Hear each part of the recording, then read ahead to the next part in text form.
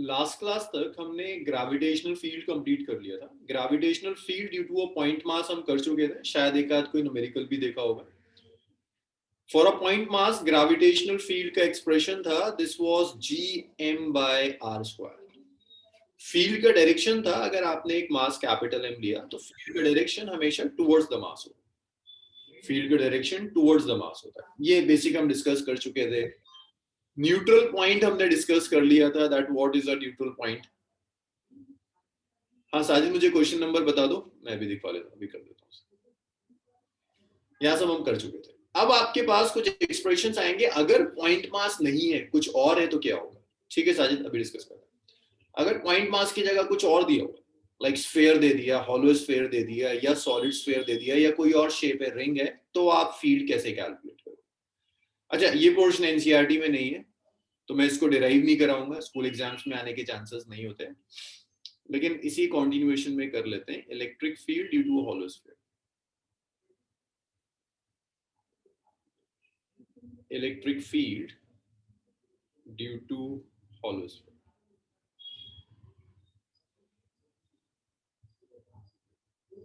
सो hollow sphere की वजह से आपको फील्ड चाहिए।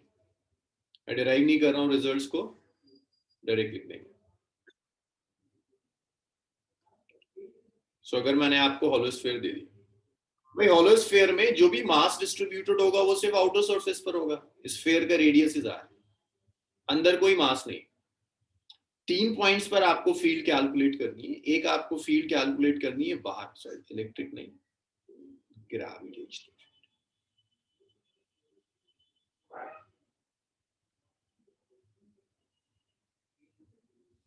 आउटसाइड कैलकुलेट करनी। फर्स्ट पार्ट है आपको हॉलो स्फीयर के बाहर फील्ड कैलकुलेट करनी, आउटसाइड द स्फीयर, इनसाइड आप नहीं करते।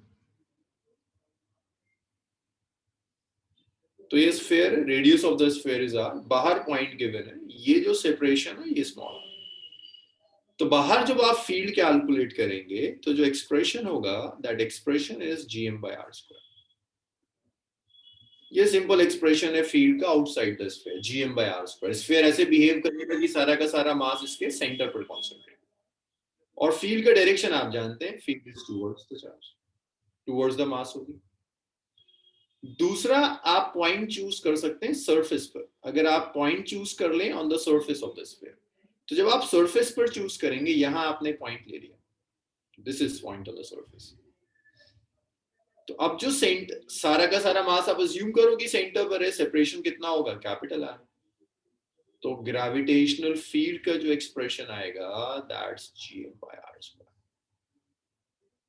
लेकिन अगर आप अंदर आ गए, मींस आपने एक पॉइंट चूज किया, पहले आपने पॉइंट ए चूज किया आउटसाइड द स्फीयर, फिर आपने पॉइंट बी चूज किया सरफेस ऑफ द स्फीयर, फिर आपने पॉइंट सी चूज किया इनसाइड द स्फीयर, इनसाइड आपने एक पॉइंट सी चूज किया, तो इनसाइड जो ग्रेविटेशनल फील्ड होती है दैट इज जीरो।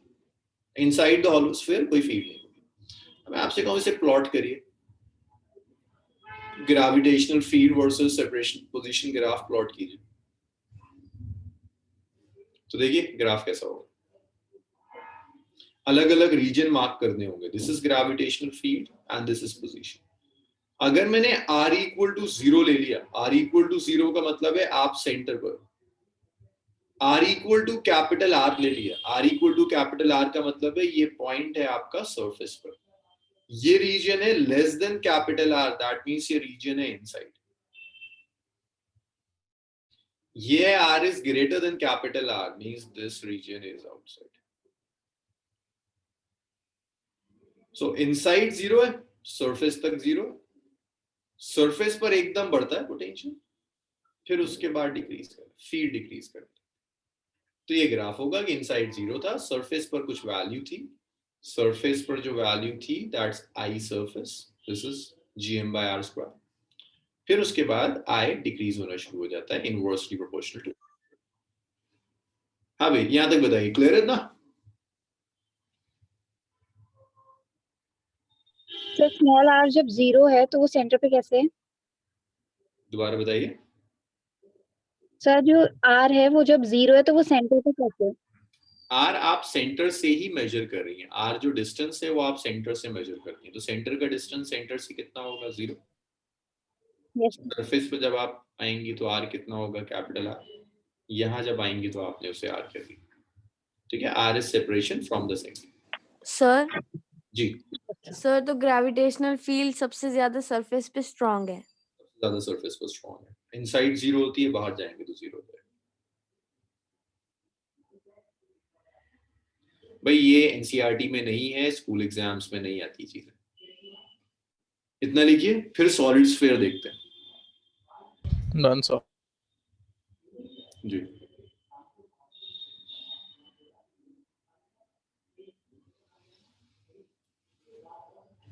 भाई जैसे जैसे लिखते जाओ मुझे बताते जाओ, फिर अब करेंगे, फिर आगे चलते हैं।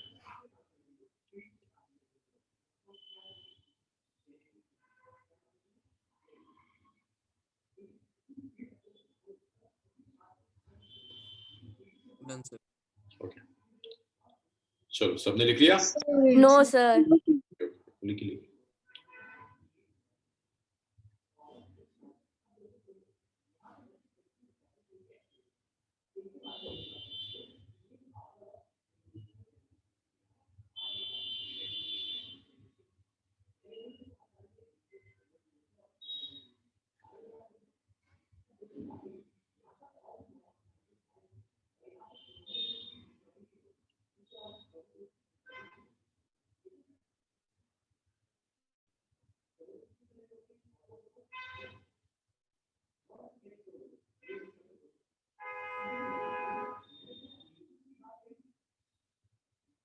भाई लिख लिया आप लोगों ने?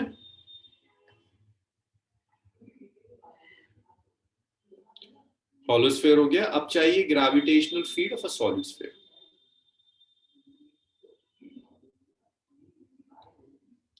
Gravitational field of solid sphere. अगर आपको एक सॉलिड स्फीयर दे, अच्छा यार ये भी नहीं है एनसीईआरटी में, छोटे छोटे से एक्सप्रेशन हैं, 5-10 मिनट ही लेंगे। तो अगर मैं आपको एक सॉलिड स्फीयर देता हूँ, ये सॉलिड स्फीयर, मैं कहता हूँ इसकी फील्ड कैलकुलेट कीजिए, तो आप पॉइंट्स कई जगह ले सकते हैं। ये आपने लिया सेंटर, एक पॉइंट लिया आउटसाइड, एक पॉइंट लिया सरफेस पे, एक आपने पॉइंट लिया इनसाइड। इनसाइड, सरफेस और आउटसाइड, ये सेपरेशन स्मॉल आर है, ये सेपरेशन कैपिटल आर है, और ये इनसाइड है, ये सेपरेशन फिर से स्मॉल आर। तो आपसे कह रहे हैं कि यहां पर आप कैलकुलेट करके दिखाइए पोटेंशियल या फील्ड क्या होगी, फील्ड कैलकुलेट करिए। तो देखो जब आप पॉइंट आउटसाइड लेंगे तो पूरा स्फीयर, इसका मास कैपिटल है, ये ऐसे बिहेव करेगा कि सारा का सारा मास इसके सेंटर पर है। दोनों तो जो फील्ड का एक्सप्रेशन आएगा सर दोनों वो, डिस्टेंस आर कैसे हैं स्मॉल? जी सर दोनों ये डिस्टेंसेस स्मॉल आर कैसे हैं? नाम दे रहा हूँ, नाम दे सकता हूँ ना कुछ भी। तो यहाँ सर, से, हाँ मैं समझ रहा हूँ तुम्हारा कंसर्न कि इसको मैं R1 कह दूं, इसे मैं R2 कह दूं, बट ऐसे ही करते हैं, पोजीशन है ना, मार्क कर दिया भाई। पहले एक ये पॉइंट था, इसका सेपरेशन R, यहाँ मैंने पॉइंट, अलग अलग केसेस है ना, पहले केस में ये हुआ, दूसरे केस में ये हो गया, ओके ओके सर, मुझे लगा कि ठीक है, अलग अलग केसेस है, पहला आउटसाइड था, फिर इनसाइड, फिर सरफेस। तोयबा ये आपकी बैच नहीं है बच्चे, इस बैच में तो हम और सेकंड बुक कर रहे हैं, ये आपकी बैच नहीं है, आपका है मंडे, फ्राइडे एंड सैटरडे। ये अभी आपकी बैच नहीं है, इसमें तो हम सेकंड बुक कर रहे हैं, आपको प्रॉब्लम आई? सर हम सेकंड बुक कर रहे हैं। जी, सर हम तो फर्स्ट बुक कर रहे हैं। अरे ग्रेविटेशन, ठीक है चलो। हाँ, तो आउटसाइड, जब आप आउटसाइड लोगे ना एक्सप्रेशन, तो एक्सप्रेशन वही होगा जो, जी तो आपको शायद कुछ समझ में ना आए तो बेटर है आप लीव कीजिए, अपनी बैच में आइएगा। तो जब आप आउटसाइड लोगे, बाहर जा रहे हो आप स्फीयर के, gm/r², एक्सप्रेशन वही होगा जो हॉलो स्फीयर के लिए होता है। सेकंड पार्ट, जब वो आपसे कहता है सरफेस पर कैलकुलेट कीजिए, एक्सप्रेशन एग्जैक्टली वही आएगा जो आपने हॉलो स्फीयर के लिए किया था, क्योंकि अब भी पॉइंट सरफेस पर है, स्फीयर ऐसे बिहेव करेगा कि सारा मास सेंटर पर है। लेकिन अगर आप पॉइंट लेते हैं इनसाइड द स्फीयर, अब कहानी बिल्कुल बदल जाएगी। इनसाइड जो एक्सप्रेशन आएगा that is gm over r cube multiplied by small r, means I is directly proportional to r। अगर आप इसे डेराइव करना चाहते हैं, डेरिवेशन ऑलमोस्ट वैसी होती है जैसे मैंने acceleration due to gravity derive कराया था। अगर आप ध्यान दें तो बिल्कुल वेरिएशन वैसा है जैसे एक्सेलरेशन ड्यू टू ग्रेविटी का, इनसाइड प्रोपोर्शनल टू आर था। ये एनसीईआरटी में नहीं है इसलिए डेरिवेशन नहीं करा रहा, लेकिन अगर आप करना चाहें point to point acceleration due to gravity की डेरिवेशन, तो यहां पर इनसाइड जीरो नहीं है फील्ड, इनसाइड फील्ड gm/r³ जा रही है। अब कई बार ये एक्सपेक्ट करता है आपसे कि आप इसे डेंसिटी की टर्म्स में कन्वर्ट कर दो। तो अगर आप अर्थ की डेंसिटी की टर्म्स में लेना चाहते हैं तो डेंसिटी होता है मास बाय वॉल्यूम, डेंसिटी होता है mass by volume which is 4/3 pi r³। आप यहां से मास निकाल सकते हैं, it's 4/3 pi r³ multiplied by rho. इसे उठाकर आप यहां रख दीजिए तो ये I आ गया, it's g/r³ multiplied by small r into r, which is 4/3 pi r³ into rho। देखो कुछ मिस तो नहीं हो रहा? Sir, एक मिनट, मास की जगह मैंने ये रख दिया 4/3 pi r³ into rho, small r था। हाँ जी प्रशांत। R cube के आगे क्या लिखा है आपने? Rho? रो मतलब ये डेंसिटी है ना, मास बाय वॉल्यूम। Okay, sir. तो रो इज m/4/3 pi r³, इधर मल्टीप्लाई किया तो 4/3 pi r³ into रो। तो इस m की जगह मैंने सब्स्टिट्यूट कर दिया। हाँ सर ये आर छोटा वाला ही है ना सर? हाँ, स्मॉल आर तो छोटा, अपने कैपिटल आर जो है ना, ये तो वॉल्यूम, ये तो रेडियस ऑफ द स्फीयर होगा। नहीं नहीं सर, मैं मास, छोटा आर वो उसकी बात कर रहा हूँ सर, जो इनसाइड है। हाँ, वही वही वही, ये सेपरेशन। तो ये r³ से ये r³ कैंसिल हो गया। तो इन टर्म्स ऑफ डेंसिटी ये एक्सप्रेशन आ गया 4/3 g रो pi into r।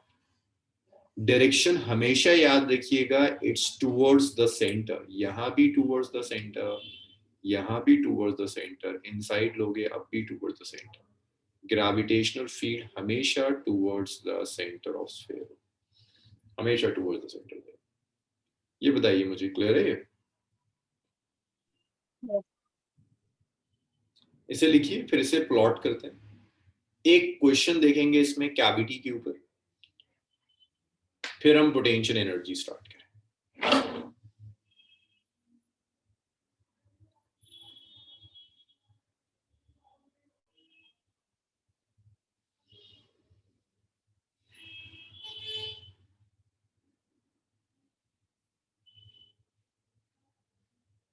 Sir ji sir पिछले केस में इनसाइड तो 0 था ग्रेविटेशनल फील्ड, और यहाँ पे फिर सर वैल्यू क्यों आई?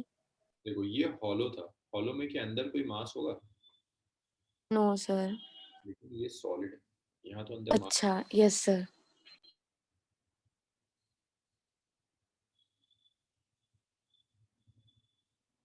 इतना लिख लो तो मुझे बताना। हाँ, फिर इसका ग्राफ प्लॉट करके देखते हैं ग्राफ कैसा है।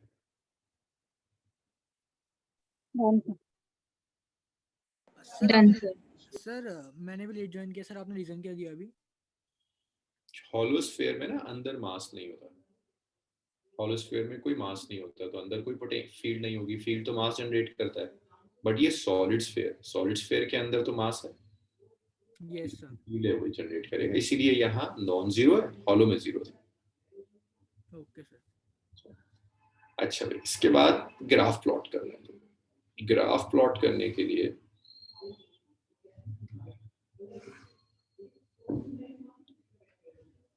This is r and this is field। तो पहले करते हैं r इक्वल टू, अच्छा नीचे वाला पोर्शन तो रख सकते हैं।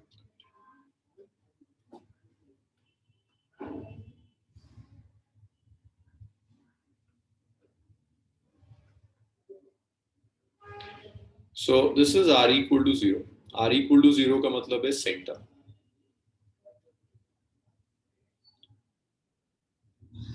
नेक्स्ट है r equal to capital R, surface. r is less than capital R, ये इनसाइड जाएगा. r is greater than capital R, ये आउटसाइड द स्फीयर जाएगा. तो जब आप यहाँ ग्राफ प्लॉट करेंगे तो देखिए इनसाइड तो जब हमने लिया था रिलेशन लीनियर है, स्ट्रेट लाइन ग्राफ होगा, तो इनसाइड तो ये लीनियर जाएगा. लेकिन जैसे ही आप स्फीयर के बाहर जाएंगे ये इस तरह से हाइपरबोलिक होना शुरू. तो inside is directly proportional to r, outside is inversely proportional to r square. चलिए इसे लिखिए इतना.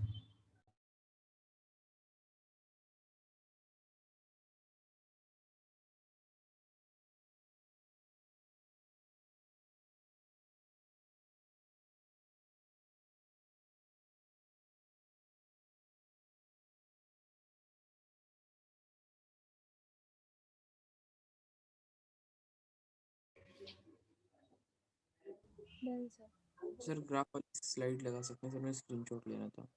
कौन सी स्लाइड? सर आप ये हटा रहे हैं नहीं ये सर, ये नहीं ग्राफ. हाँ, ओके सर. नहीं रशाद, ये स्कूल एग्जाम्स में नहीं आता, ये एनसीईआरटी में नहीं है, स्कूल सिलेबस का पार्ट नहीं.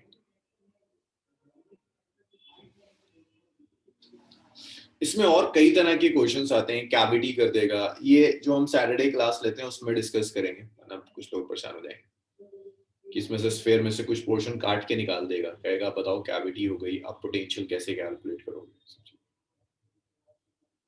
Done sir. Done sir. No sir, wait.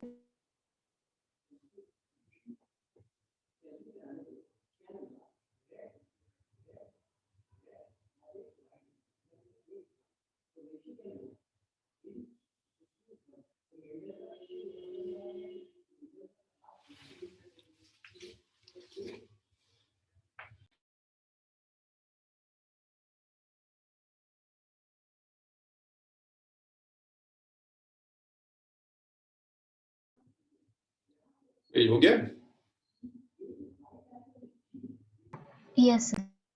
चलिए तो इसको सॉल्व करके दिखाइए. ये एक क्वेश्चन है इसी पर बेस्ड, सिंपल सा क्वेश्चन.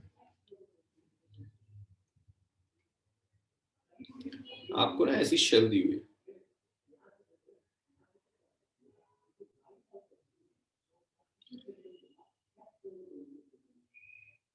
हाँ मरे, क्योंकि अलग अलग कॉन्टेक्स्ट में ना, इसीलिए मैंने दोनों को आर ही ले लिया. सेपरेशन है, उसको आर, सेपरेशन को हमेशा आर से शो करते हैं, और वहां दिखा दिया है कि एक जगह आर कैपिटल आर से बड़ा है, एक जगह आर कैपिटल आर से छोटा है. तो ये आपको दो शेल्स दी हुई, इसको ऐसे नहीं ड्रॉ करते, इसको ऐसे.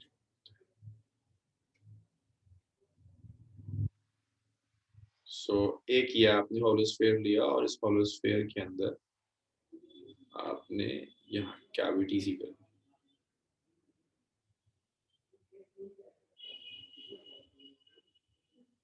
जी मरीम, इनसाइड और आउटसाइड दोनों को जो सेपरेशन है ना, उसे तो आप किसी एक से भी रिप्रेजेंट कर सकते हैं, इसलिए मैंने आर से किया. आर सेपरेशन है, जब पॉइंट बाहर था तो सेंटर से यहाँ का सेपरेशन आर, ये अलग केस है. जब पॉइंट अंदर ले लिया आपने तो सेंटर से इस पॉइंट तक का सेपरेशन आर, ये अलग केस है. आर सेपरेशन बता रहा है. आप बहुत ज्यादा अगर इसको एलैबोरेट करना चाहती हैं, लिख दीजिए r is greater than capital R, r is less than capital R. लिखेंगे यार, ये अलग अलग वेरिएबल नहीं लेते, क्योंकि ये फिक्स्ड वैल्यू नहीं है, दिस इज वेरिएबल. देखो बाहर कहीं भी जा सकता है, एक आर वेरिएबल है, ये अंदर कहीं भी हो सकता है, ये भी वेरिएबल है, फिक्स्ड वैल्यू.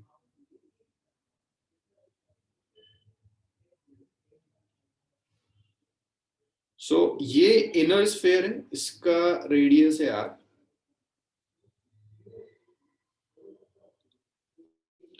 आउटर स्फीयर है, रेडियस है 2r. इसका मास m, इसका मास n.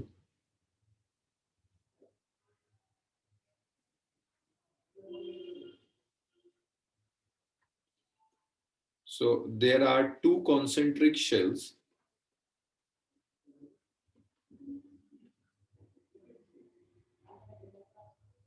of radius r and 2r.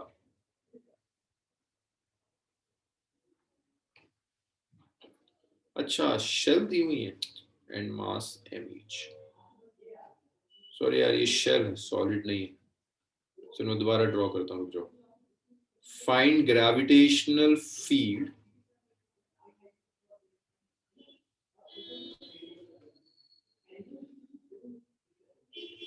at a distance r from the center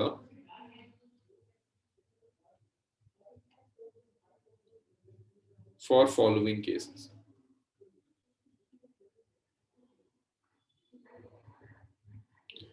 First case है r is greater than 2r. Second है r is greater than r less than 2r. तीसरा है r is less than r. और ये मैंने गलत solid draw कर दिया. ये दोनों शेल्स हैं. Shells means hollow sphere. So you have two hollow spheres. One. दोनों के रेडियस अलग अलग.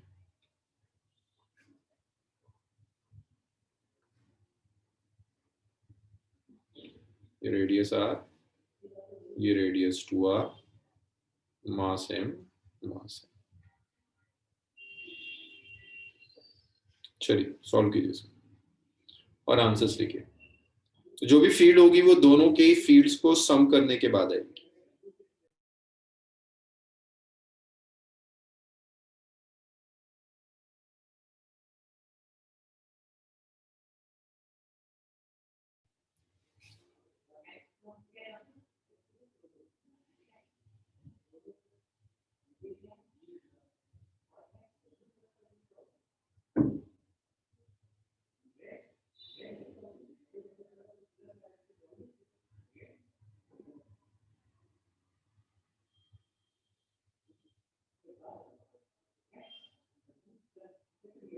जी दोनों हॉल है. दोनों हॉल. शेल्स का मतलब है दोनों हॉल. ये तो आसान है. शेल्स तो अभी किया है.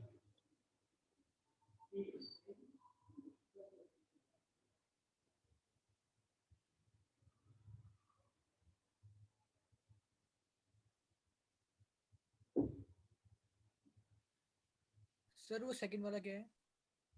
जी सर वो सेकंड में क्या लिखा? r is greater than r, दोनों ही कैपिटल r लिखे ना. small r, this is small. Less than 2r. चलिए साजिद का कुछ आंसर आया.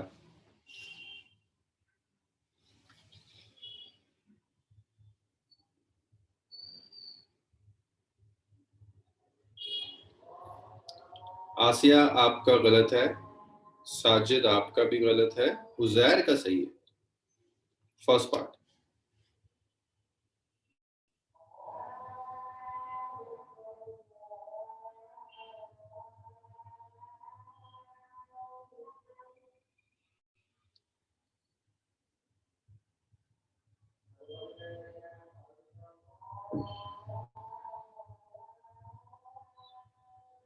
आसिया का भी ठीक है. सामिया गड़बड़ है.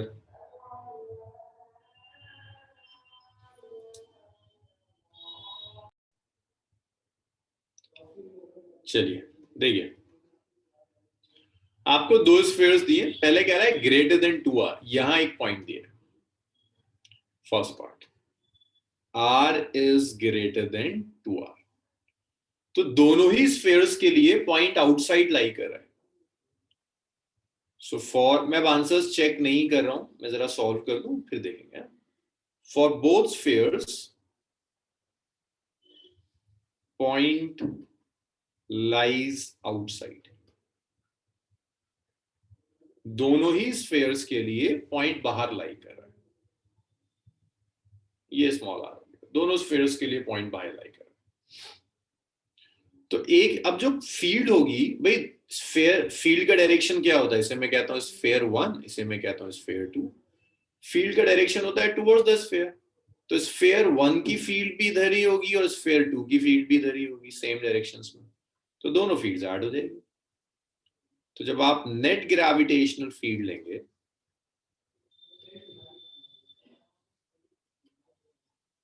I जो होगा that some of I1 and I2, दोनों को ऐड कर दो, दोनों सेम डायरेक्शंस में। अब बाहर फील्ड का एक्सप्रेशन देखिए, आपने भी पढ़ा था हॉलो स्फीयर के लिए बाहर फील्ड होती है gm/r²। r क्या होगा, यहां से लेकर यहां तक का सेपरेशन r दिया हुआ है, तो पहले स्फीयर के लिए आएगा gm/r², दूसरे स्फीयर के लिए भी आएगा gm/r²। r तो सेंटर से यहां तक का सेपरेशन होता है, सरफेस से थोड़ी ना। देखो r क्या था, r था सेंटर से लेकर पॉइंट तक का सेपरेशन, स्मॉल r है। gm/r² plus gm/r², it's 2gm/r²। चलो भाई बताओ मुझे इसमें क्या प्रॉब्लम है।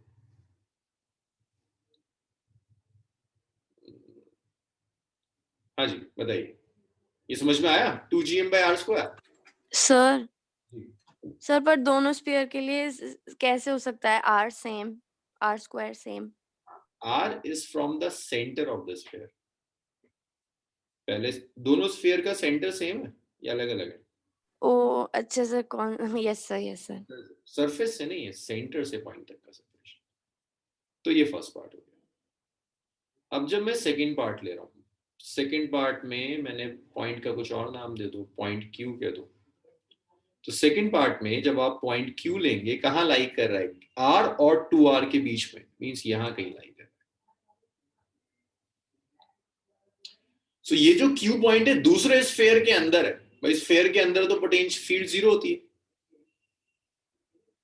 तो यहां जो भी फील्ड होगी वो तो सिर्फ एक स्फीयर की फील्ड होगी, दूसरे की तो नहीं होगी। आप जरा ढंग से देखिए, पॉइंट क्यू कहां लाई कर है, point Q is outside sphere 1, sphere 1 के बाहर है, बट इनसाइड स्फीयर 2, स्फीयर 2 के अंदर, 1 के बाहर है 2 के अंदर है, बीच में। तो जब आप यहां फील्ड कैलकुलेट करेंगे ना, तो ये फील्ड दोनों फील्ड्स का सम आएगा, I1 और I2 दोनों फील्ड का सम आएगा। बट स्फीयर 2 तुम्हें पता है कि बाहर तो, इनसाइड तो फील्ड 0 होती है, तो सिर्फ क्या बचेगा, सिर्फ I1 बचेगा, I2 तो 0 है। I1 क्या होता है भाई, सेपरेशन है, मास m है, सेंटर से सेपरेशन r दिया हुआ है,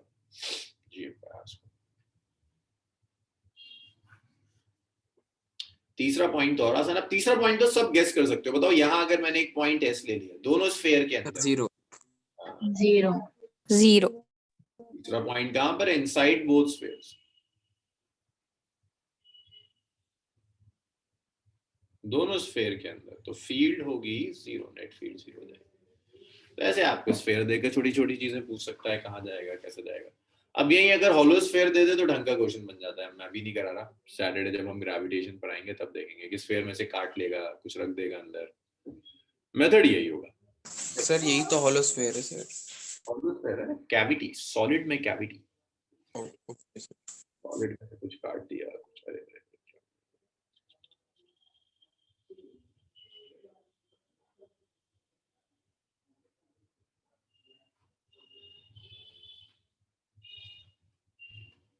इतना लिखिए तो बताइए मुझे, फिर हम पोटेंशियल एनर्जी स्टार्ट करते हैं।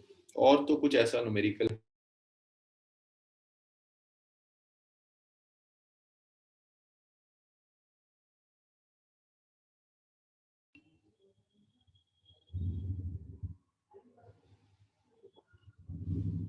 लिख लिया सबने? Yes sir.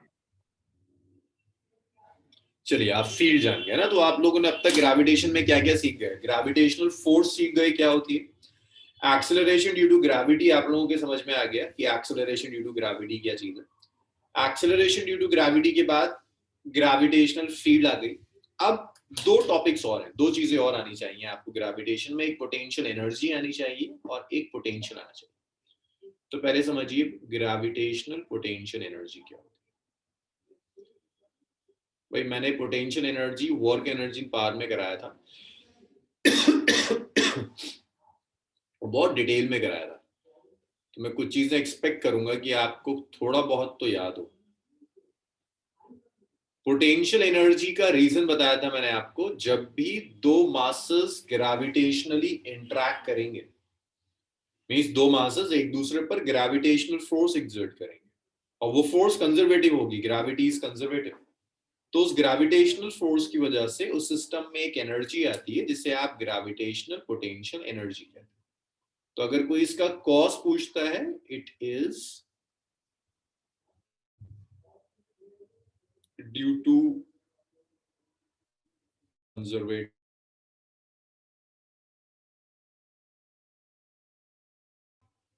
दो बॉडीज एक दूसरे के साथ ग्रेविटेशनली इंटरैक्ट करेंगी और इस इंटरैक्शन की वजह से आपको एक पोटेंशियल एनर्जी मिलेगी जिसे आप ग्रेविटेशनल पोटेंशियल एनर्जी कहते हैं। So that is due to gravitational interaction. अब इसके बाद पोटेंशियल एनर्जी तो आपको मिल गई, कैलकुलेट कैसे करेंगे तो सिखाया था, work done, negative of work done by internal force. तो यहां पर क्या होगा, gravitational potential energy it is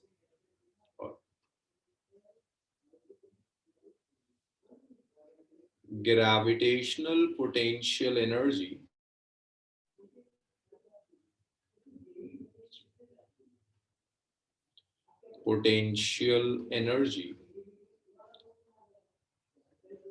is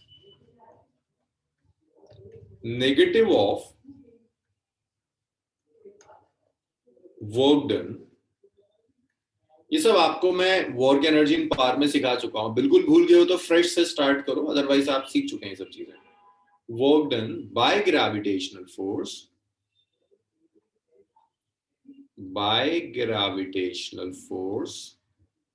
in assembling system from infinity to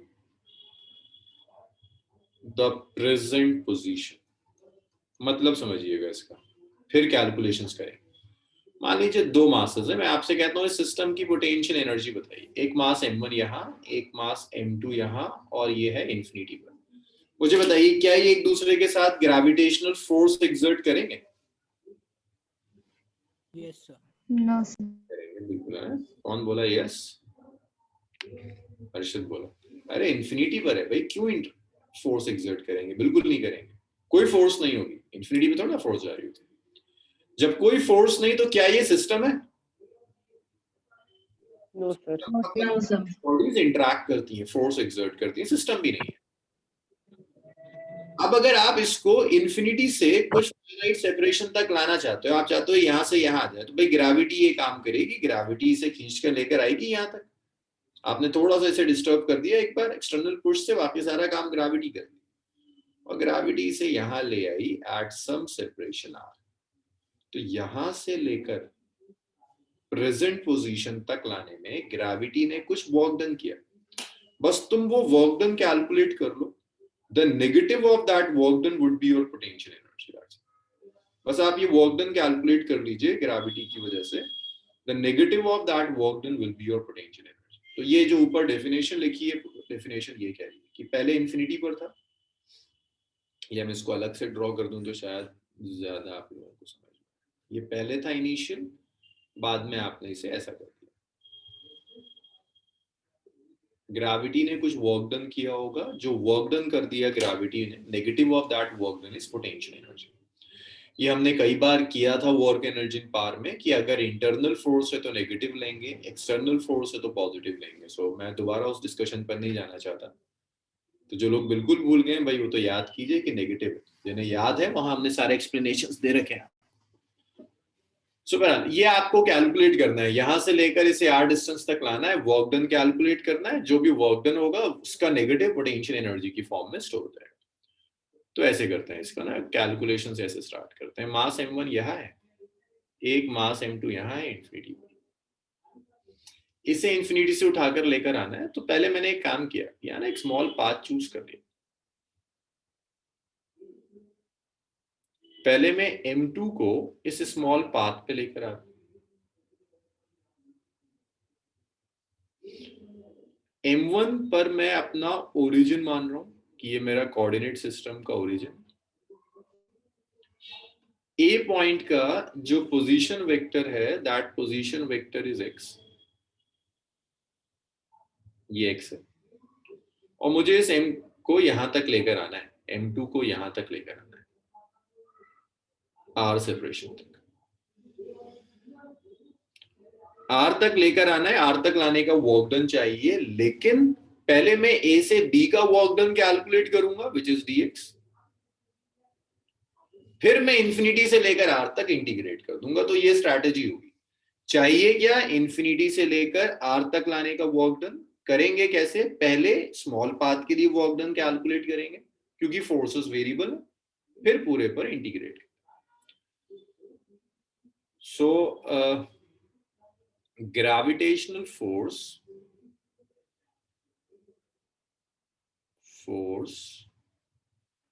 on mass m2 at a by m1। तो देखिए ये जो ग्रेविटेशनल फोर्स आएगी, ये ग्रेविटेशनल फोर्स होगी g, m1 भाई ये एक्सर्ट कर रहा है इसके ऊपर, तो ये तो फोर्स F हो जाएगी g m1, दूसरा मास है m2 divided by x square, that's my first equation. तो m2 पर जो m1 फोर्स एक्सर्ट करेगा that is g m1 m2 by x square. Work done चाहिए a से b तक लाने में, work done in carrying m2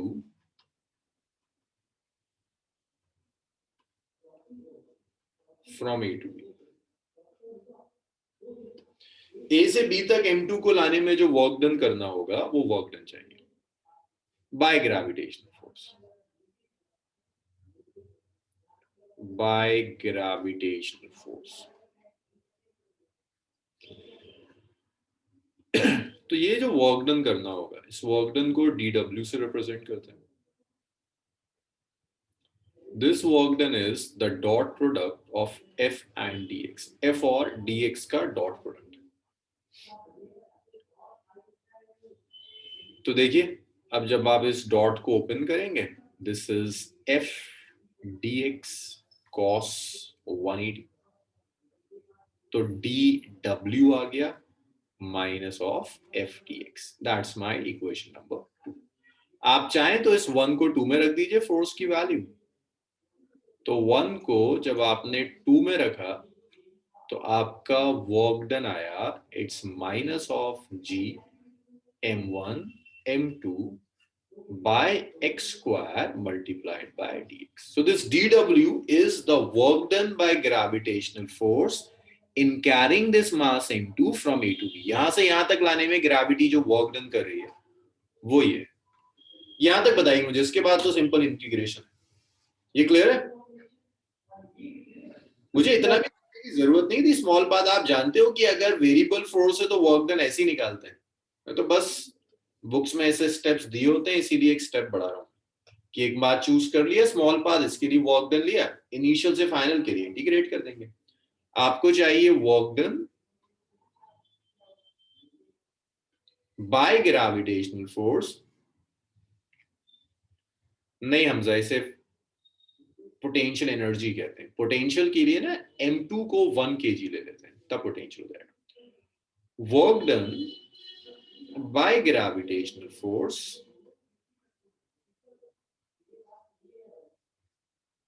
in carrying m2 from infinity to r। Infinity से लेकर r तक m2 को लाने में जो वर्क डन करना होगा, that work done is integral of minus g m1 m2 by x square dx। You are integrating it from infinity to r। तो ये वर्क डन आ जाएगा, वर्क डन आया minus g m1 m2 infinity to r 1 by x square dx। तो आप इसे लिख सकते हैं वर्क डन होगा minus of g m1 m2, this is infinity to r it's x to the power minus 2 dx. तो जब आप इसे इंटीग्रेट करोगे it's minus of g m1 m2, it's x to the power minus 2 plus 1 divided by minus 2 plus 1, limit is from infinity to r. So the work done is minus of g m1 m2. तो जब आप इसे solve करेंगे this is x to the power minus 1 by minus 1, limit is from infinity to 1. तो minus sign आप बाहर ले जाइए, it's g m1 m2, x to the power minus 1 is 1 by x, the limit is from infinity. तो आप ऐसे लिख सकते हैं work done is g m1 m2, जब आप लिमिट सब्स्टिट्यूट करोगे 1 by r minus 1 by infinity, तो ये वर्क डन आ गया g m1 m2 by r. So this is the work done by gravitational force in carrying this mass m2 from infinity to r separation. Potential energy जैसा हमने discuss किया था, negative of this work. Potential energy of system is negative of this work. तो जो potential energy होगी ये minus of work done हो जाएगी. Potential energy is minus of g m1 m2 by r. It's negative of work done by internal force. अगर आप external force का work done लेते तो पॉजिटिव आ जाए. तो देखिए अब आप कुछ टेक्स्ट बुक्स में पढ़ेंगे, यहां तो मैंने आपको ग्रेविटेशनल फोर्स के थ्रू डिराइव करके दिखाया. कुछ टेक्स्ट बुक्स होंगी जो एक्सटर्नल फोर्स के थ्रू डिराइव करके दिखाएंगे, तो उनका वर्क डन ही नेगेटिव आ रहा होगा, तो वहां potential energy is work done by external force. लेकिन यहां हमने इंटरनल फोर्स ली है, ग्रेविटी ली है, इसीलिए नेगेटिव ऑफ वर्क डन.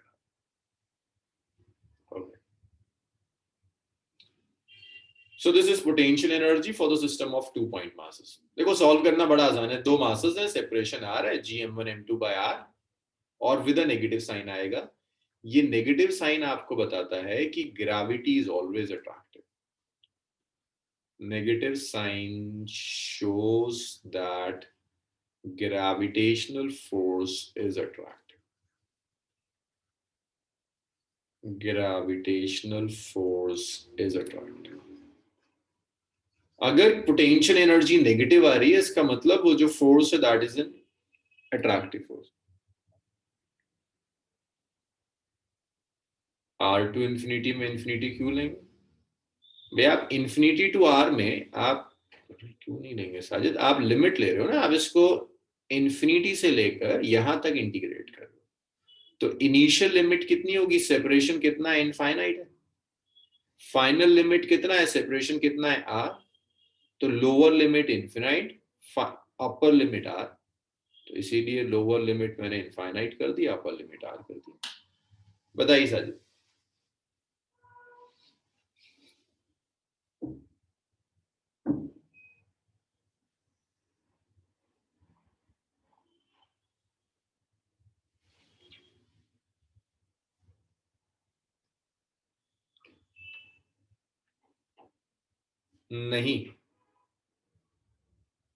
नहीं साजिद, ए पॉइंट से तो ये x है, ये है यार. इस पॉइंट के लिए x की वैल्यू r होगी, लिमिट सब्स्टिट्यूट करते हैं, इस पॉइंट के लिए x की वैल्यू इनफाइनाइट होगी. तो पहले आपने x के लिए सॉल्व किया, फिर आपने वैल्यूज रखी कहां से कहां तक लेकर जाना है, x इक्वल टू इनफाइनाइट से लेके x इक्वल टू r. चलिए भाई अब आप लोग लिखना शुरू कीजिए. ये लिखिए, इतना हो जाए तो बताइए, फिर मुझे नेक्स्ट पर आते हैं. Done sir. Done sir. Okay. Done sir.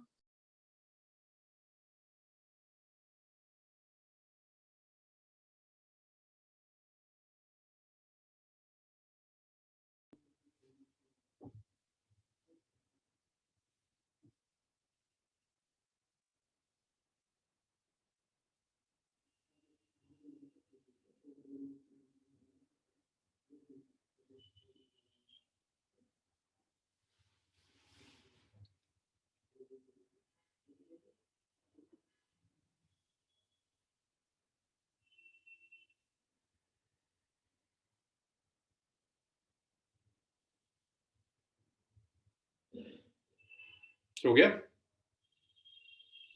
Yes. Yes. चलिए इसे लिखिए। 2 सेकंड।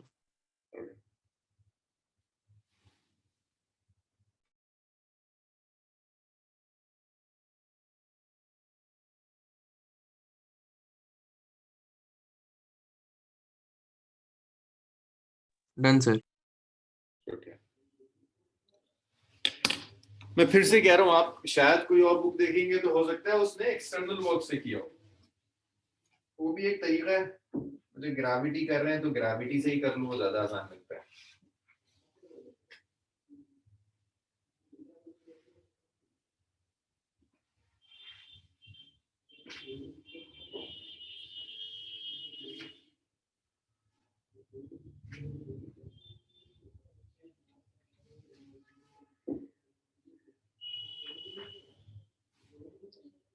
भाई हो जाए तो मुझे बताइए इसे रब तक। सर क्या? सर जी बताइए। सर ऑब्जेक्ट इनिशियली ए पे था या इन्फिनिटी पे था? इन्फिनिटी पे था मुझे, ऑब्जेक्ट इन्फिनिटी पर था, इन्फिनिटी से आर डिस्टेंस तक लेकर आ रहा है। अब चूंकि फोर्स वेरिएबल है इसीलिए हम डायरेक्टली लेकर नहीं आए, पहले हमने ए से बी के लिए कैलकुलेट कर लिया छोटे पाथ के लिए, फिर इंटीग्रेट कर लिया। Okay sir.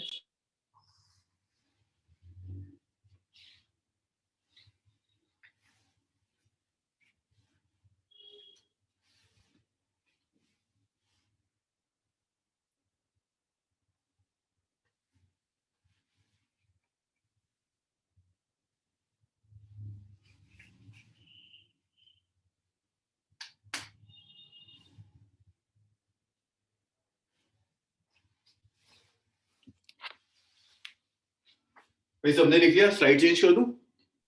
Yes. Yes.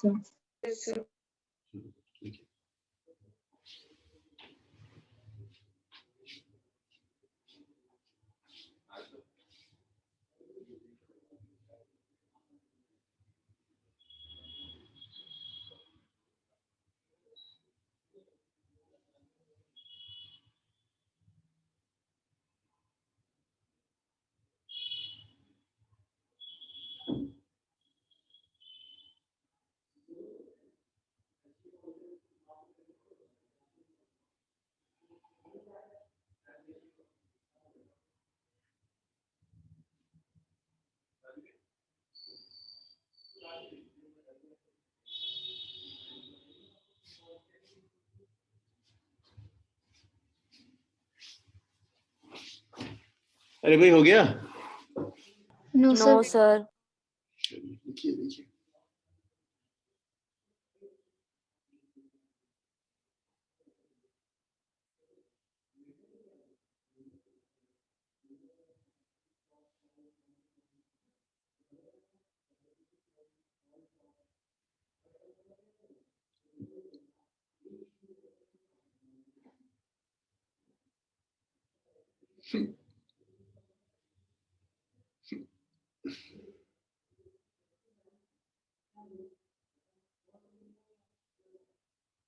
लिख लीजिएगा तो बताइएगा सर आप करते।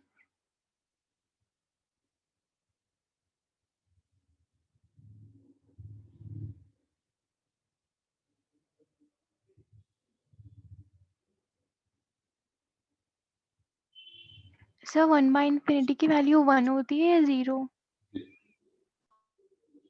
1/∞ 0।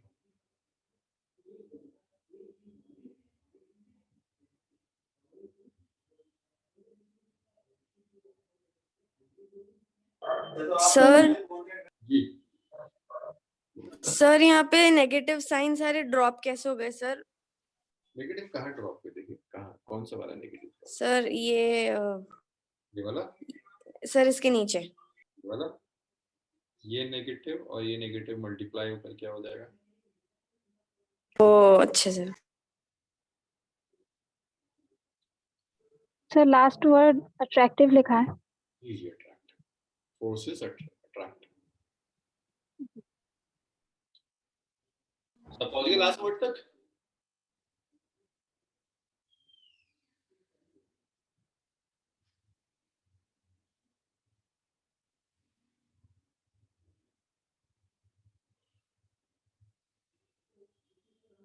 लिख लिया सबने, चलो अब देखिए, ये तो ग्रेविटेशनल पोटेंशियल एनर्जी थी। अब ग्रेविटेशनल पोटेंशियल एनर्जी डिफरेंस देखिए, gravitational potential energy difference. P is potential energy.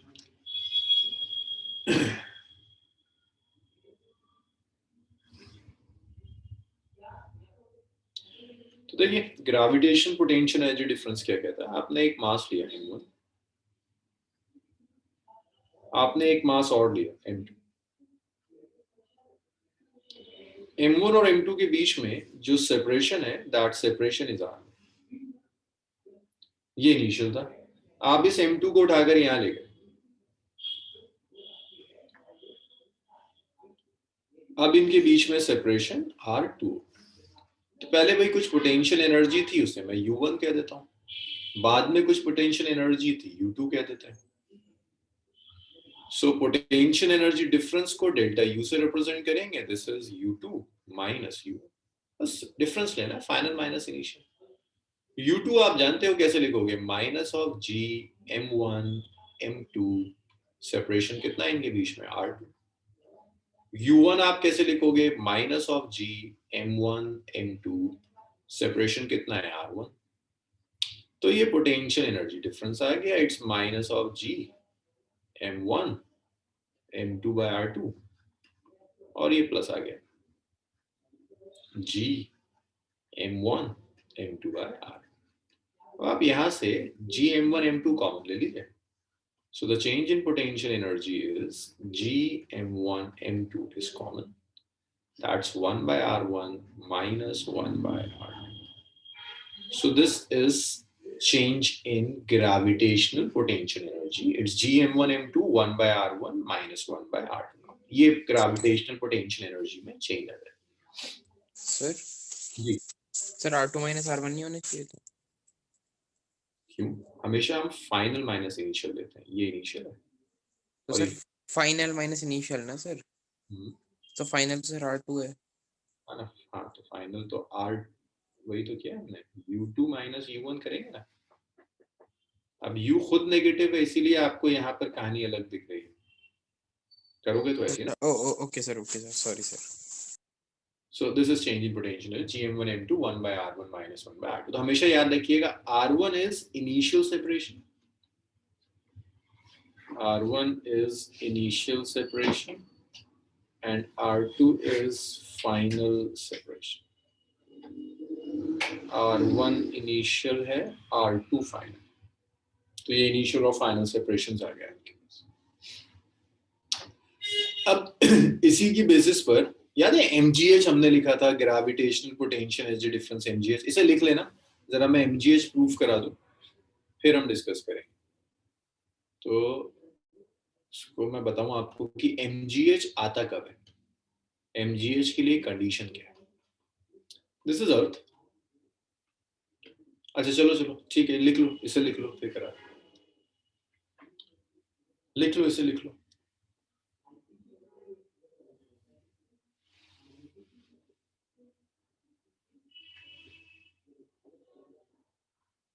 भाई सब लिख लीजिए, जब इतना हो जाए तो बताइएगा, फिर हम नेक्स्ट स्लाइड पर हैं। Done.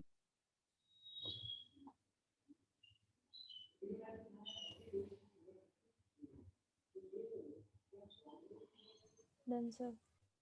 Done, sir. Done, sir. Okay, so this is Earth.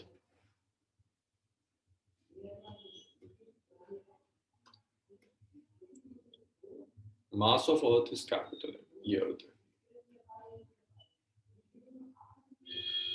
तो मैं एक बॉडी है, उसको पहले मैंने अर्थ की सरफेस पर रखा, दैट मींस अर्थ के सेंटर से r डिस्टेंस पर रखा। फिर मैं अर्थ की सरफेस से कुछ h हाइट पर ले गया। mgh क्या होता है ना, अब आपको ज्यादा ढंग से समझ में आएगा। तो जब ये यहां रखा है, कुछ पोटेंशियल एनर्जी होगी मास की, बताओ जरा मुझे, जब ये अर्थ की सरफेस पर रखा हुआ है। Yes no sir. Sir no sir potential No, energy sir. क्यों नहीं होगी। mgh भूल जाओ, अभी दिखेगा तुम्हें mgh होता क्या है। अर्थ की सरफेस पर रखा हुआ है, अर्थ क्या इसके साथ इंटरेक्ट नहीं करेगी, Yes, sir. Yes, sir. करेगी। इंटरेक्शन होगा तो पोटेंशियल एनर्जी भी होगी U1. So this is your R1. आप h हाइट पर ले गए फाइनली. अब बताओगे मुझे सेंटर से सेपरेशन कितना हो गया? R1 plus plus H. H. Capital R plus H. यहां भी कुछ पोटेंशियल एनर्जी होगी, अर्थ तो भी इंटरेक्ट कर रही है. मैं आपसे कहता हूं चेंज बताइए मुझे पोटेंशियल एनर्जी. आप ऐसे निकालोगे, चेंज होगा U2 माइनस U1, और जो हमने अभी डिराइव किया था ये आया था GMM 1/R1 माइनस 1/R2. देखिए अभी जो लास्ट सेक्शन में हमने लिखा था यही तो आया था 1/R1 माइनस 1/R2. वैल्यू रखते चले जाइए. It's GMM 1/R1, R1 is R, 1/R2, R2 is R plus H. अब देखना है कि कब ये MGH बनेगा. मैं 1/R यहां से कॉमन ले लेता हूं. तो भाई इतनी मैथ्स आप सब जानते हैं कि अगर मैं कह रहा हूं कि मैं 1/R कॉमन लूंगा तो इसे भी मैंने 1/R से, चलो स्टेप लिख देता हूं, कोई परेशान हो जाएगा. इसे भी 1/R से डिवाइड किया, इसे भी मैंने 1/R से डिवाइड किया. तो ये जो एक्सप्रेशन आया चेंज इन पोटेंशियल एनर्जी का, दैट इज GMM/R. ये बच गया 1 माइनस R/R प्लस H. अब आप एक काम कीजिए, यहां पर इस न्यूमरेटर और डिनोमिनेटर को R से डिवाइड कर दीजिए. मैं सिर्फ आपको दिखाना चाह रहा हूं कि MGH कब आता है. सो अगर मैं न्यूमरेटर और डिनोमिनेटर को R से डिवाइड कर दूं, इसे R से डिवाइड कर दिया, इसे भी R से डिवाइड कर दिया, और इसे भी मैंने R से डिवाइड कर दिया. कुछ मैथमेटिकल मैनिपुलेशंस हैं बस दिखाने के लिए कि MGH कब आएगा. तो ये कर सकते हैं ना, न्यूमरेटर डिनोमिनेटर को एक ही टर्म से डिवाइड कर दिया, तो ये आया GMM/R, और ये आया 1 माइनस 1/1 प्लस H/R. इसे मैंने ऐसे लिख दिया कि चेंज इन पोटेंशियल एनर्जी जो है वो है GMM/R 1 minus 1 plus H/R to the power -1. This is 1 plus H/R to the power -1. तो आप क्या करेंगे, इस -1 से यहाँ मल्टीप्लाई कर दीजिए. तो ये चेंज इन पोटेंशियल एनर्जी है, इट्स GMM/R, इट्स 1 माइनस, ये जो टर्म है अगर मैं ये अज्यूम कर लूं कि हाइट रेडियस से बहुत छोटी है तो बायनोमियल एक्सपेंशन आपने एक्सेलरेशन ड्यू टू ग्रेविटी में यूज किया है. ये माइनस साइन यहां मल्टीप्लाई हो जाएगा. बायनोमियली एक्सपेंड कर रहा हूं, इसे यहां मल्टीप्लाई कर देता है. कर रहा था ना वेरिएशन विद हाइट, मैं ये अप्रोक्सीमेशन यूज कर रहा हूं, तो ये हो जाएगा 1 माइनस H/R. मैं लिख भी देता हूं, 1 plus H/R की power -1 is 1 minus H/R. So this 1 will cancel this 1. Change in potential energy is it's GMM/R. It's 1 minus 1 plus H/R. So 1 will cancel this 1. Change in potential energy will be it's GMM/R multiplied by H/R. और आप इसे ऐसे लिख सकते हैं, this is GMM/R² into H.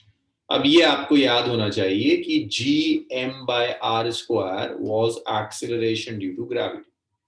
अगर मैं ये सब्स्टिट्यूट कर दूं तो चेंज इन पोटेंशियल एनर्जी आया G, इस पूरे की जगह मैंने G लिख दिया, M और H बच गया. Means change in potential energy is MGH.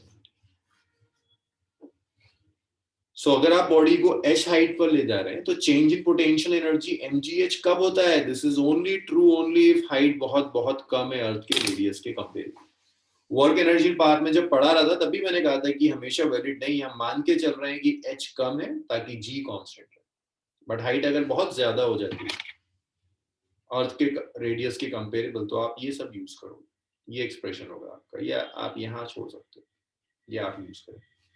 इसे आप तभी यूज करेंगे जब हाइट बहुत कम हो. तो ये याद रखिएगा, ये आपके नॉलेज के लिए था. ये आप लिख चुके थे, इसे आप लिखना शुरू कीजिए.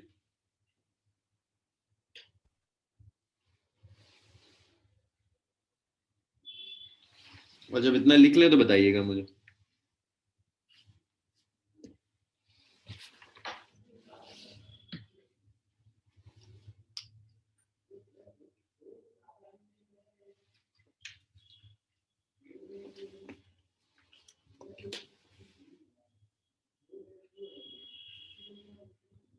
भाई सब लिख लें तो मुझे बताइए, फिर नेक्स्ट स्लाइड पर आते डन। हैं। सर जी सर अगर इस मतलब जैसे आपने कॉमन लेके किया सर तो थोड़ा कॉम्प्लिकेटेड लग रहा है। अगर हम इसे आर को अंदर मल्टीप्लाई करके उसे आर इंटू एच को 0 से इक्वेट कर दें तो क्यों इसको 0 से क्यों इक्वेट करेंगे आप? तो because H is very very small than are.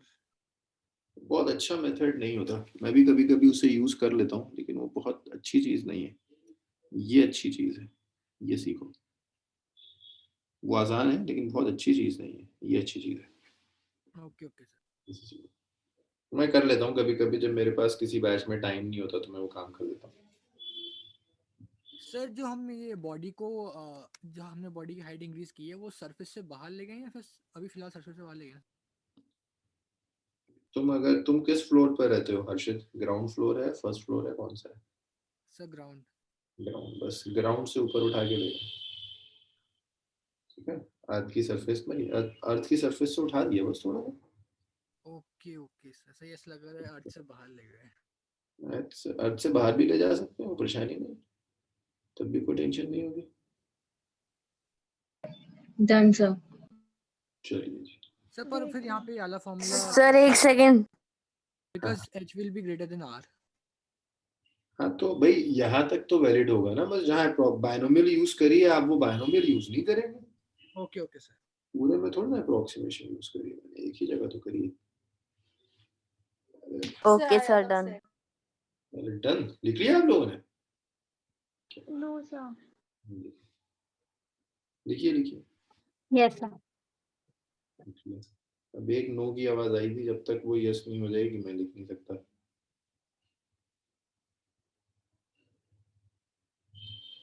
करिए करिए, जब हो जाए तो बताइए।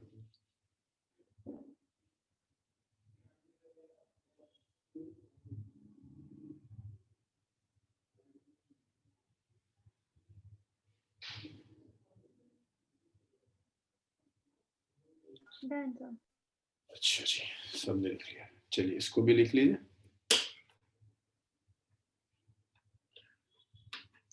अब मैं इसमें क्वेश्चंस दुविधा में हूं कि मैं इसमें क्वेश्चंस कराऊं आपको या फिर पोटेंशियल करा दूं। पोटेंशियल और इसकी डेरिवेशंस बहुत हैं यार, और पोटेंशियल की और पोटेंशियल एनर्जी की डेरिवेशन बिल्कुल एक सी होती है। पोटेंशियल ही करा देते हैं, न्यूमेरिकल्स कल शुरू करेंगे। चलो जी, सब लिख चुके हैं? No sir. No sir. लिखिए लिखिए लिखिए लिखिए।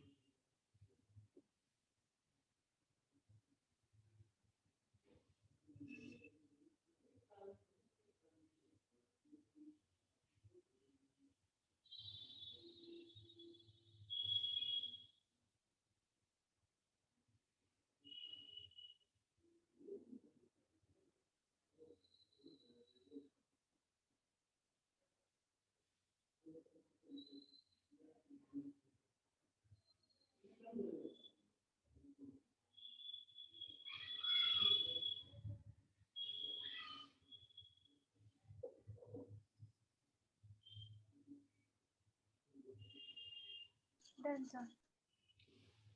चलो लिख लिया। अच्छा, इसके बाद पोटेंशियल एनर्जी डिफरेंस के बाद मैं एक छोटा सा न्यूमेरिकल करा रहा हूँ, सिर्फ ये दिखाने के लिए कि ये फॉर्मूला यूज कैसे करते हैं। बाकी मेरा टारगेट है आज मैं पोटेंशियल करा दूं आपको, बिल्कुल इसी तरह की चीज है। सो अगर मैं आपको एक मास देता हूँ ना 10 kg का, और मैं, अच्छा एक चीज और सुन लो एक चीज और भाई, ये जो एक्सप्रेशन आया ना ये वाला, ये या तो पॉइंट मास के लिए वैलिड है या स्फेयर के लिए, सबके लिए मत कर देना इसे लिख लो कहीं, वैलिड फॉर, क्योंकि हमने जो फोर्स का फॉर्मूला यूज किया है वो ये वाला यूज किया ना, फोर्स ये वाला, ये तभी वैलिड है जब पॉइंट मास हो या स्फेयर्स हो। तो यहाँ भी लिख के रख लो इसे, valid only for point mass और स्फेयर, कहीं गड़बड़ कर डालो। और पॉइंट मास और स्फेयर, अरे भाई किसके सर जी सर हर शेप का अलग अलग होता है, तो सर वो हमारे सिलेबस में है या नहीं? असल में करते क्या है, उसको ना हर सारे फॉर्मूले पोटेंशियल एनर्जी के याद नहीं करते, पोटेंशियल के थ्रू कर देते। पोटेंशियल से फील्ड है, जी सर। वो अलग अलग सिस्टम्स के लिए अलग अलग एक्सप्रेशन आएगा। तो करते क्या है, फील्ड को याद रखते हैं, फील्ड को मास से मल्टीप्लाई कर देते हैं तो फोर्स आ जाता है। ऐसे ही पोटेंशियल एनर्जी अलग अलग सिस्टम्स के लिए अलग अलग होगी, तो उसको काम को पोटेंशियल के थ्रू करते हैं। पोटेंशियल याद कराएंगे आपको सारे शेप्स का, और उसको मास से मल्टीप्लाई कर। Okay sir.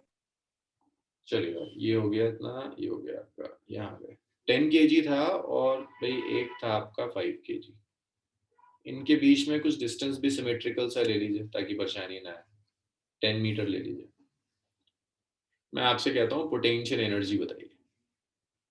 तो देखिए ये -G m1 m2/r, इतनी सी कहानी है।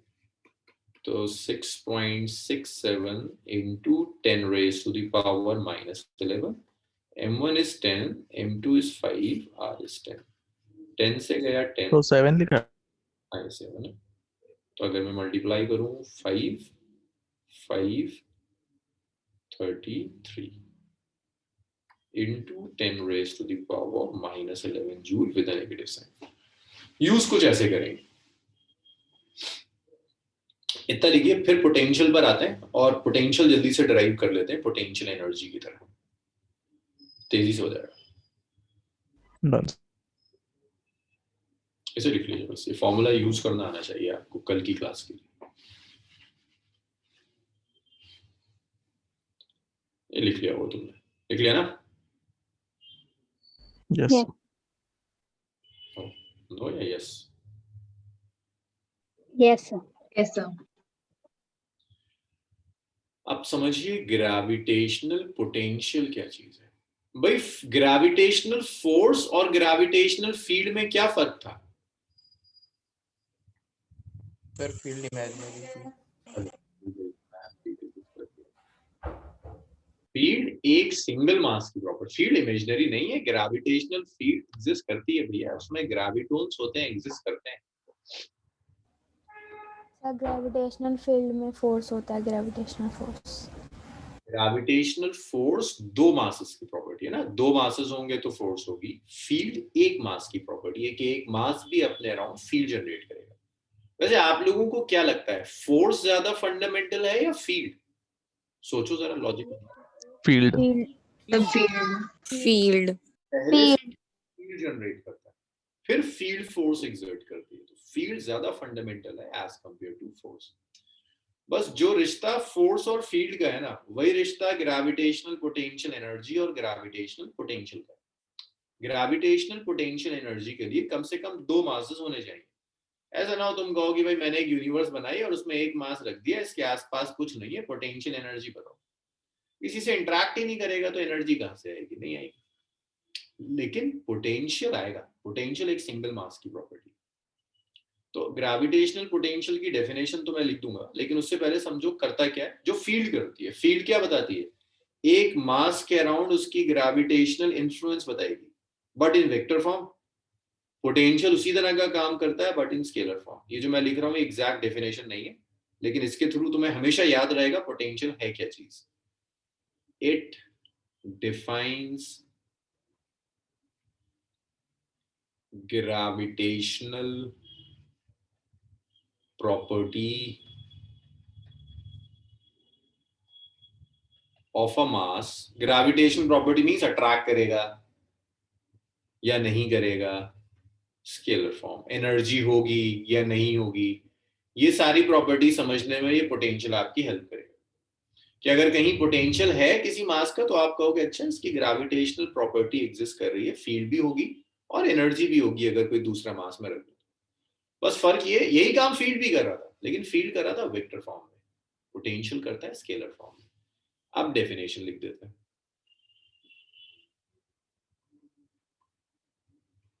डेफिनेशन लिख देते हैं। So gravitational potential at a point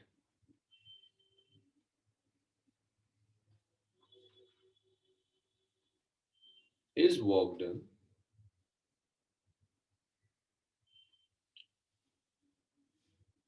by external force. External force or negative of work done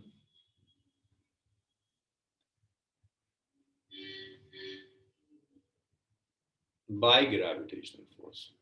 अब आप अगर पोटेंशियल एनर्जी की डेफिनेशन पढ़ेंगे तो आप कहेंगे कहाँ कुछ चेंज है, एक ही तो बात है. देखो, negative of work done by gravitational force, यहाँ भी मैं ये कह रहा हूँ negative of work done by gravitational force. Work done by external force तो मैं वहां भी ऐड कर सकता था, बस फर्क कितना आएगा, in carrying a unit mass. 1 kg का मास होना चाहिए, वहां ऐसी कोई कंडीशन नहीं थी. देखो M1 M2 लिए थे हमने, दूसरा मास M2 लिया था, 1 kg का नहीं लिया था. पोटेंशियल के लिए 1 होना चाहिए. Unit mass from infinity to a particular point. Particular point वो पॉइंट है जहां तुम पोटेंशियल कैलकुलेट कर रहे हो. तो इसको जस्टिफाई करते हैं ये कैसे आया. आपने एक मास लिया कैपिटल M, मैं आपसे कहता हूं भाई यहां पर इसका पोटेंशियल ले दो, तो आप क्या करोगे, अच्छा एक टेस्ट मास लो गया, इस टेस्ट मास को इंफिनिटी पर रखोगे, इंफिनिटी से यहां तक लेकर आओगे. इंफिनिटी से यहां तक लाने में कुछ वर्क डन करना पड़ा. Work done in carrying test mass from infinity to P. Infinity से P तक टेस्ट मास को लाने में कुछ वर्क डन करना होगा. उस वर्क डन को आप टेस्ट मास से डिवाइड कर दीजिए, जो भी रेशियो आएगा वो पोटेंशियल. अब आप कहोगे ये डेफिनेशन कैसे जस्टिफाई होगी, put m equal to 1 kg. जैसे ही आपने m को 1 kg रखा, Vp किसके इक्वल हो गया, work done from infinity to. This is by external force. अगर मैं इंटरनल फोर्स ले लूं तो ये नेगेटिव हो जाएगा. तो आप ऐसे भी लिख सकते हैं माइनस ऑफ, मैं तो इंटरनल से करा दूंगा, इंफिनिटी टू P ग्रेविटेशनल. तो आप ऐसे भी लिख सकते हैं m 1 kg ले लिया तो potential is negative of work done by gravitational force. तो ये लिखा था ना, work done by external force या negative of work done by gravitational force. So work done by external force और negative of work done by gravitational force. m 1 kg लिया तो potential work done के इक्वल है, तो इसी लिखा इन. तो जो डेरिवेशंस आपने पोटेंशियल एनर्जी के लिए की थी, मैं उसी डेरिवेशन को दोबारा कराऊंगा, सिर्फ मैं m को 1 kg ले लूंगा और जो कैलकुलेट कर कर आएगा वो पोटेंशियल हो जाएगा. अच्छा इसकी जरा सी SI यूनिट भी बता दो मुझे. एक तो स्केलर है और SI यूनिट होगी वर्क डन बाय मास. तो वर्क डन हुआ करता था जूल और मास होता है केजी, जूल पर केजी. जल्दी से लिख दो, 5 मिनट है, 5 मिनट में डिराइव करके इसे खत्म कर दो, ताकि थर्सडे हमारी आखिरी क्लास हो पोटेंशियल ये ग्रेविटेशन.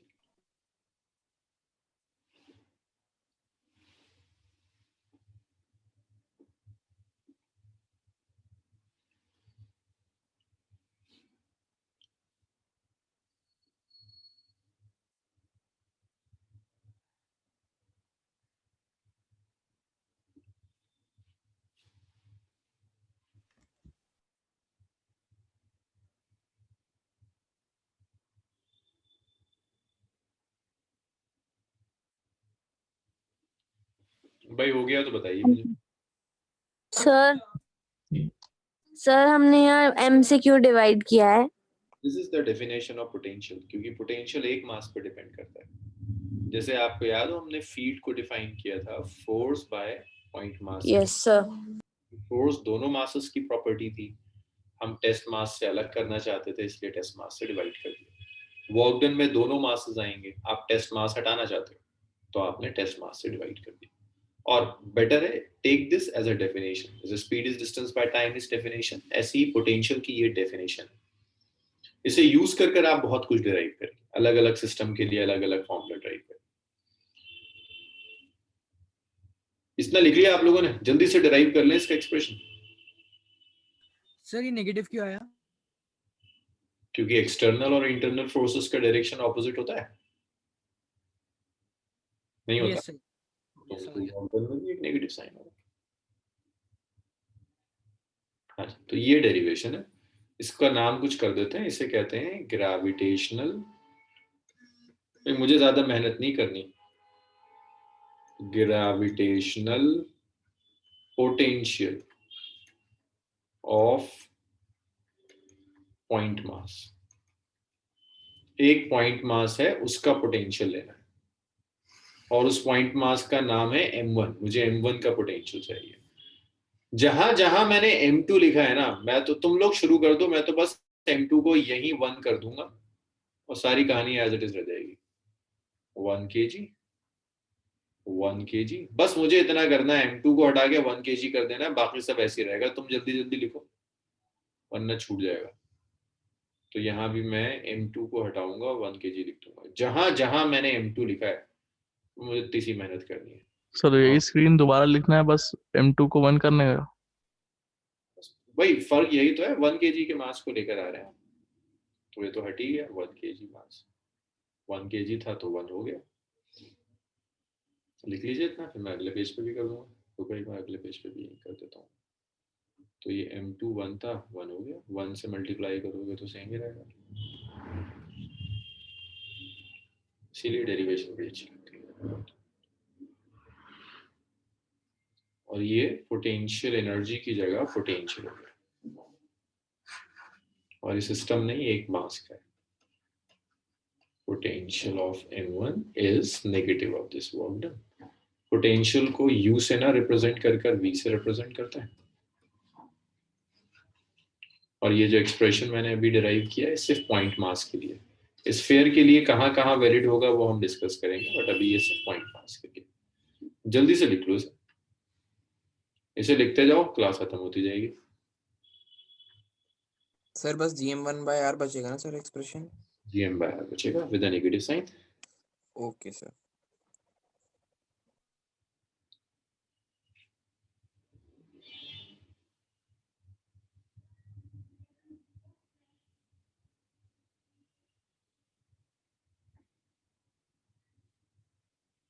तो ये आपने डिस्टेंस क्या लिया है ए से वहां तक?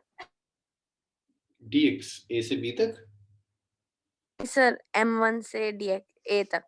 x जो पहले था बच्चे, कोई चेंज नहीं किया मैंने किसी डिस्टेंस में, बस m2 को m1 1 kg कर दिया बस।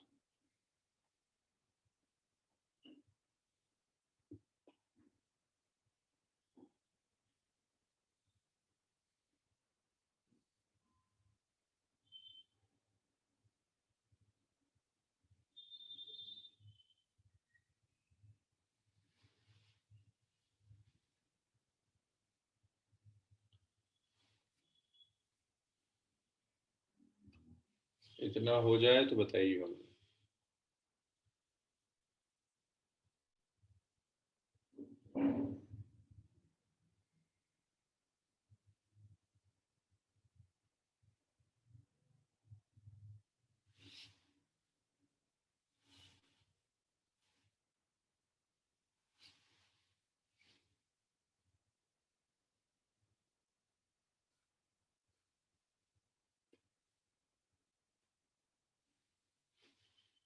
Sir done. Done, sir. Done, sir. चलिए अभी ये लिख लीजिए। सर एक सेकेंड।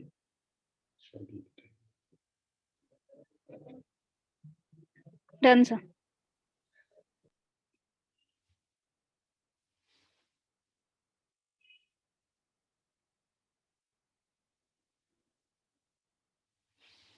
अच्छा साजिद के साथ